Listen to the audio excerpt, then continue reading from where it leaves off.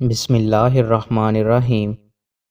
رسول اللہ صلی اللہ علیہ وآلہ وسلم نے ارشاد فرمایا، موت کا ایک دم آنا افسوس کے لائق ہے کہ مرنے والا نہ کچھ کہہ سکے اور نہ کر سکے۔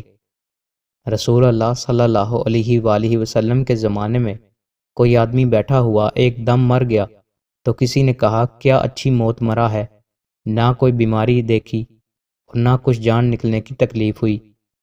رسول اللہ صلی اللہ علیہ وآلہ وسلم کو جب اس کا یہ کہنا معلوم ہوا تو رسول اللہ صلی اللہ علیہ وآلہ وسلم نے اس آدمی سے فرمایا کہ تیرے پاس کیا ثبوت ہے کہ اچانک ایک دم مرنے سے اس کو تکلیف نہیں ہوئی؟